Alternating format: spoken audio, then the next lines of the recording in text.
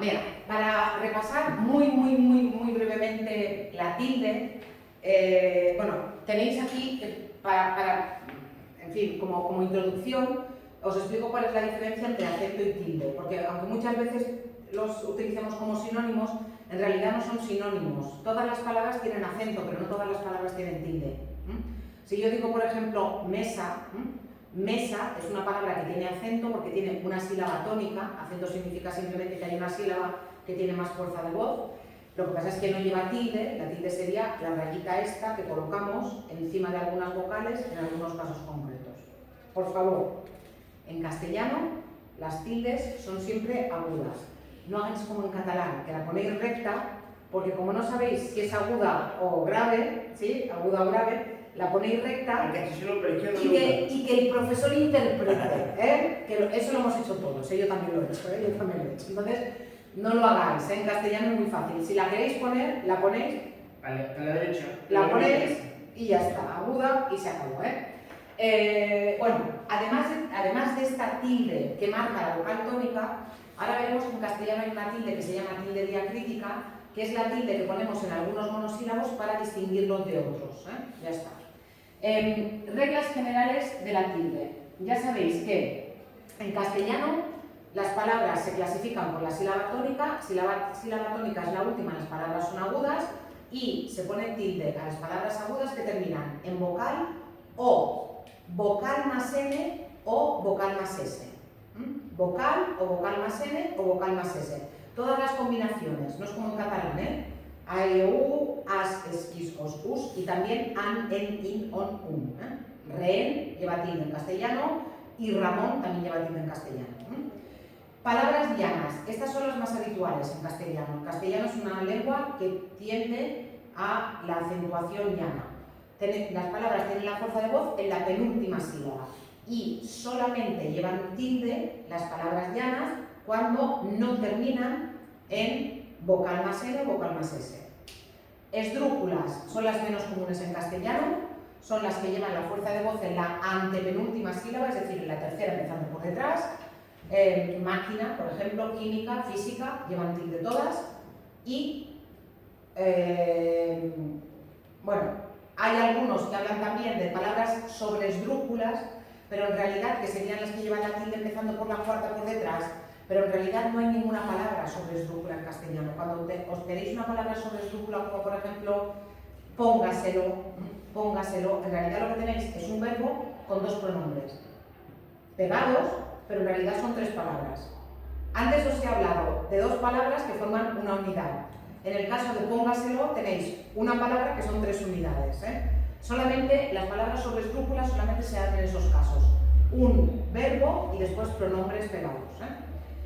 ¿Qué es la tilde diacrítica? Como os he dicho, la tilde diacrítica es la tilde que ponemos en algunas palabras para distinguirlas de otras que significan lo mismo, no lo he dicho bien, que se escriben igual pero que significan cosas diferentes. En castellano hay pocas tildes diacríticas, a diferencia del catalán, que tiene muchas. Antes tenía más, ahora han quitado muchas tildes diacríticas del catalán. El castellano tiene muy poquitas tildes diacríticas. Más lleva tilde cuando es de cantidad, este es el que vais a escribir siempre. Más lo vais a escribir siempre con tilde, porque el más que no lleva tilde es el que significa pero, y no lo utilizáis nunca. Quiso ir, más no pudo, eso no lo utilizáis nunca. Tú lleva tilde cuando es pronombre personal, igual que él. Tú, cállate, lleva tilde. Él, me dijo la verdad, lleva tilde. Pero tú, posesivo, dame tu bicicleta, y el artículo no llevarían tilde. En el dame tu bicicleta no llevaría tilde. El juego está bien, tampoco llevaría tilde. Mi, igual, cuando es pronombre personal lleva tilde. Lo quiero todo para mí, pero cuando es posesivo no lleva tilde. Mi coche rojo no lleva tilde. Sí, lleva tilde cuando es adverbio de afirmación y también cuando es pronombre, añadirlo. Sí, también añadir, pone adverbio de afirmación y se me ha olvidado pronombre reflexivo. También llevaría tilde. Por ejemplo, el si me ama llevaría tilde, el si quiero de las bodas lleva tilde, pero también lleva tilde el solo piensa en sí mismo. Solo piensa en sí mismo. Ese sería el sí que lleva tilde, que es el sí pronombre personal. ¿Cuál es el sí que no lleva tilde? Todos los otros. Si vienes te lo diré, no lleva tilde. D, lleva tilde cuando es el verbo dar. De las gracias o no me dé las gracias. Y no lleva tilde en la mayoría de los casos, cuando es preposición. T, lleva tilde cuando es la bebida. Solo bebe té inglés. Y no lleva tilde cuando es pronombre personal. Te callas ahora o te saco de la clase, yo qué sé. C, de los verbos ser y saber. Yo no sé nada, pero también sé bueno, llevaría tilde, y la que no llevaría tilde es el pronombre personal, y aún lleva tilde cuando significa todavía, aún es pronto, y no lleva tilde cuando significa incluso. Aún así, incluso así. ¿Vale? Ahora, si habéis leído los periódicos, hay mucha polémica con el solo. Antes, solo llevaba tilde cuando significaba solamente, y no llevaba tilde cuando significaba sin compañía. Luego le quitaron la tilde solo. Y ahora la Real Academia ha vuelto a una regla anterior, intermedia entre estas dos, que es que tenemos que ponerle tilde a solo cuando la frase puede ser interpretada de dos maneras. Imaginaos, por ejemplo, que tenéis una frase como trabaja solo los domingos. Trabaja solo los domingos. Eso puede significar que solamente trabaja los domingos, y en ese caso le tendríamos que poner tilde, o puede significar los domingos trabaja sin nadie más. No hay nadie más en su trabajo los domingos. ¿Lo veis? Entonces, hay dos maneras de interpretarlo. Efectivamente. En esos casos, ahora la RAE dice, la Academia Española de la Lengua, que es la que da las normas de estas cosas, dice que en este caso sí que tendríamos que ponerle tilde a solo si significa solamente.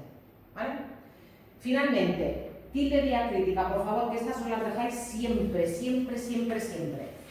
Cuando tenéis interrogativos y exclamativos, sean directos o indirectos, tenéis que ponerle tilde.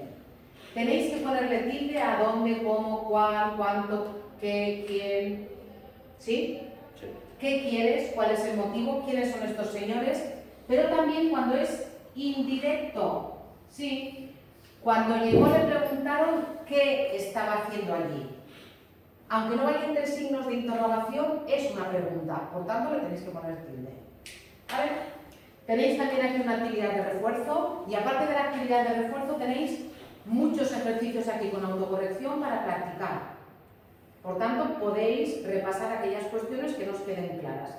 ¿Tenéis alguna pregunta de lo que acabo de decir? No.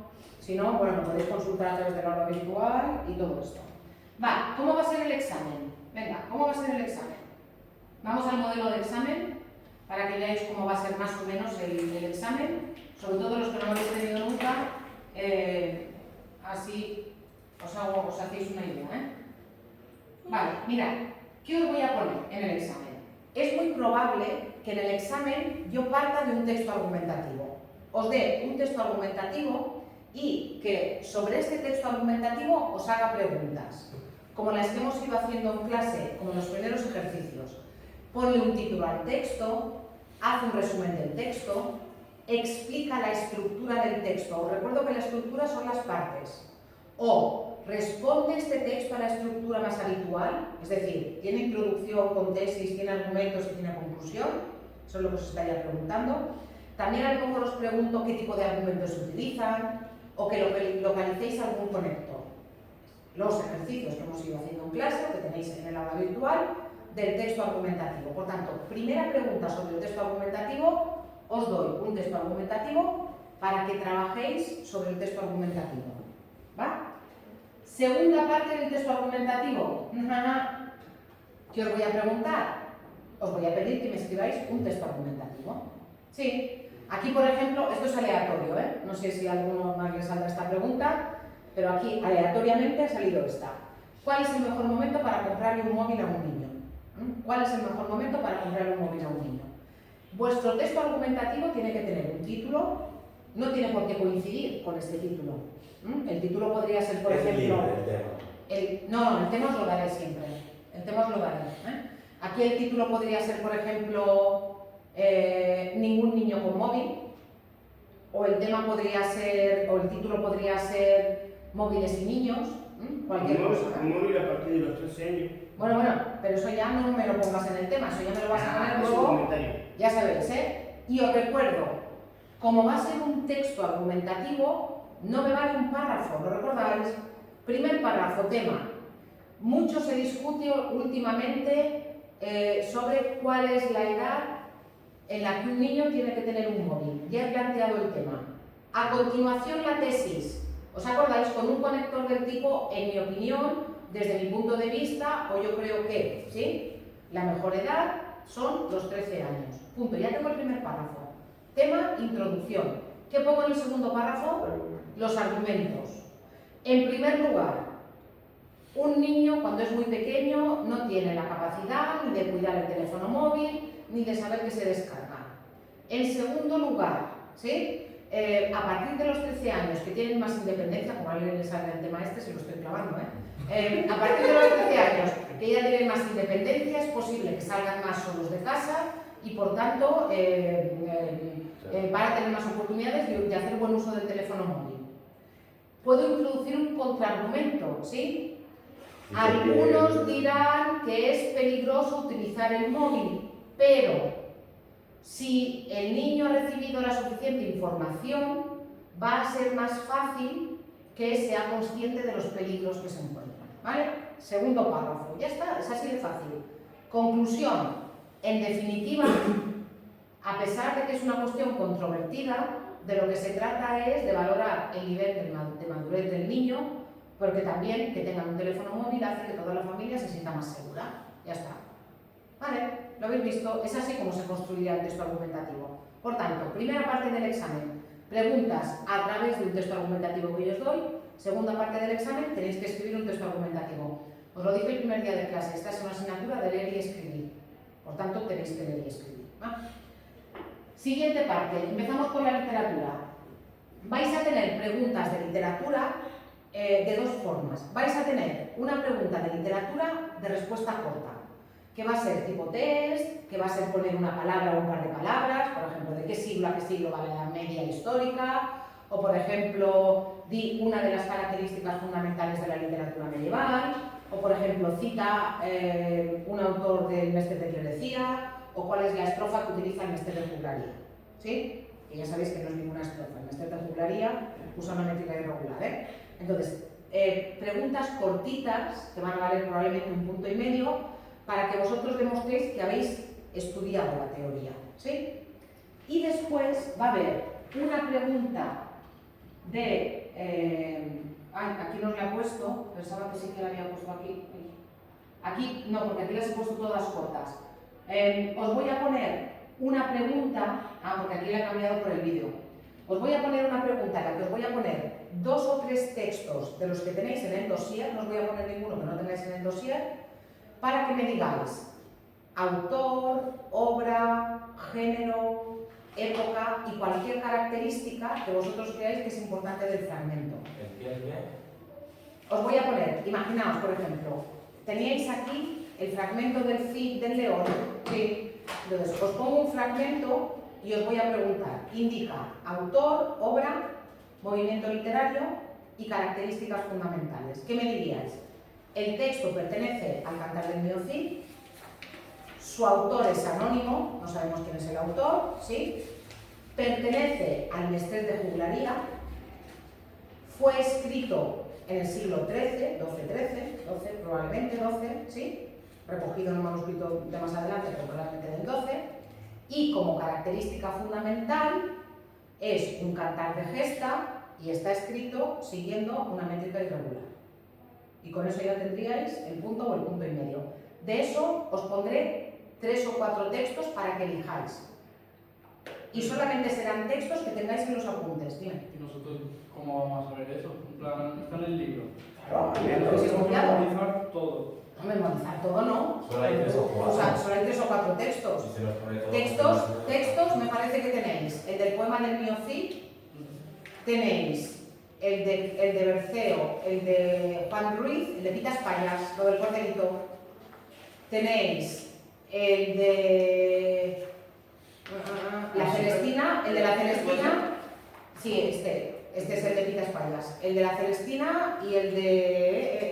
el Conde Lucanor. 5 textos tenéis. 5. ¿Yo qué me haría? Yo me haría una fichita. Yo de cada uno de los 5 textos yo me haría una fichita. Y me haría una fichita poniendo poema del mío Cid, ¿sí? Autor, obra, movimiento literario, siglo y características principales. Y me haría una fichita, son 5, ¿eh? Vale. No tenéis 55, son 5. Y con esa fichita os va a ir muy bien en el examen. ¿Vale? Después, ¿qué tendréis? Después tendréis preguntas de sintaxis, ¿sí? Y después tendréis una pregunta de tildes. Ya está. ¿Vale? Tipo estas. Una pregunta de tilde o una pregunta con una subparte, una de tilde y una de tilde diacrítica. Y ya está. Por tanto, recapitulo. 2 preguntas sobre texto argumentativo, una con subpartes sobre un texto argumentativo y luego tenéis que escribir un texto argumentativo. Después tendréis una pregunta de literatura de respuesta corta. Ahí tienes que estudiar más. Para la de respuesta corta, a ti te da miedo la del texto, pero tienes que estudiar más para la de respuesta corta que para la del texto. Una que va a ser entre los textos que tengáis. Si tenéis 5, probablemente os ponga 3 o 4 para que elijáis 1 o 2, ¿sí? Y luego una corta de sintaxis, tipo test o subraya el sujeto o indica cuál es el sujeto. Y después una de ortografía, de poner tildes, tilde diacrítica y tilde normal. Y ya está. Y la próxima semana, además de hacer el examen, ya os daré también el dossier y a ver si me da tiempo a empezar algo de la unidad 2, si no os daré el dossier. También depende de lo que tardéis en hacer el examen. Haréis el examen al principio de la clase. Después, si yo veo que todo el mundo termina pronto y que me da tiempo, empezaré con el dossier del tema 2 y si no, y estáis muy cansados y estáis agotados después del examen, pues nada, os daré el dossier y lo empezaremos la otra semana. ¿Vale? Por favor. Estudiad. Por favor, preguntadme si tenéis dudas. Haced el modelo de examen. Haced las actividades, aunque no las hagáis todas, si vais haciendo actividades, sobre todo las de refuerzo, así que son de repasar, las de tipo test y todo eso, os ayudan también con la teoría, ¿sí? Pero también hacedlas de escribir, porque luego el día del examen tenéis que escribir, y si no estáis acostumbrados a escribir, vais a encontraros con un problema, ¿va? Y ya os digo, no nos vemos hasta la semana que viene, pero a través del teléfono móvil me podéis enviar WhatsApp, y si no, en el aula virtual, ya sabéis que clicando aquí sale un chat que solo leo yo, entonces me escribís, María Antonia, que no entiendo esto, tal, y no os preocupéis que yo os echo una mano. No hay nada que me guste más en el mundo que aprueben todos los alumnos. Y no hay nada que me guste más en el mundo que poner 10. O sea que por favor estudiad. ¿Vale?